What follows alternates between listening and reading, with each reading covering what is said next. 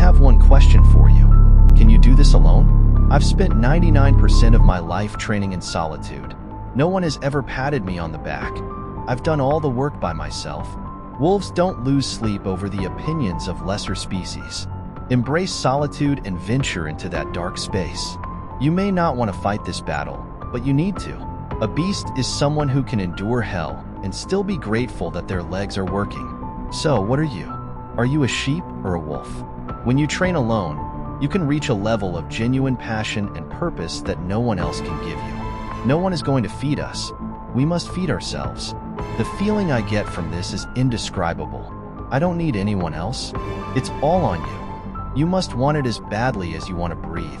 Success begins with you. If you desire strength, you must learn to fight alone. Yes, you're tired. Yes, your mind is telling you to give up, to quit. But you cannot quit because you haven't achieved your goal yet. Day in and day out, you must keep working. If you get knocked down, so what? Rise up and get back on your feet. No one will believe in you until you've already succeeded. No one will come to celebrate with you until you've already accomplished your goals.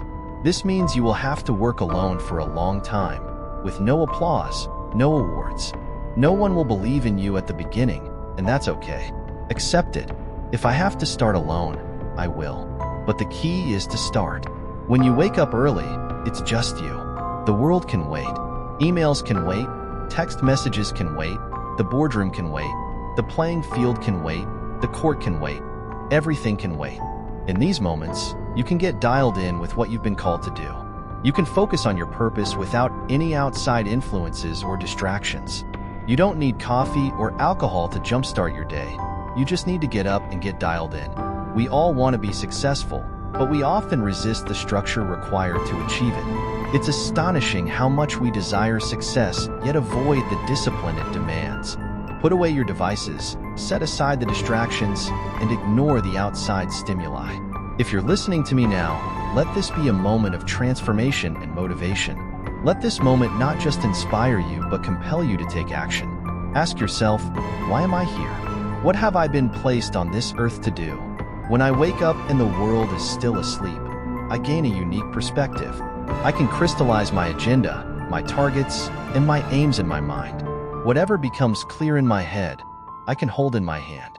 Each of us has this power within, a force of nature we have yet to fully tap into. Life is lived on levels, and these levels are unlocked by taking action. My question to you is, will you take action and do something outside of your comfort zone? If you're going to break through old patterns, you need to do something different. Shake it up. Wake up early. It's time for an identity shift, an elevation in your relationships, your health, your mindset, your approaches, and your strategies. It's time to innovate. This is your time, your turn. The wait is over. Get up and give back to yourself. If you're listening to me, get up, get up, get up. It's time to go. Most people don't feel like waking up at 3 o'clock in the morning. Do it precisely because you don't feel like doing it. Be the person who does it even when it feels impossible, because you are called to. Everyone wants to unleash their inner greatness and be their best, but it requires doing things you don't feel like doing. To step into this transformative experience, you need a competitive advantage.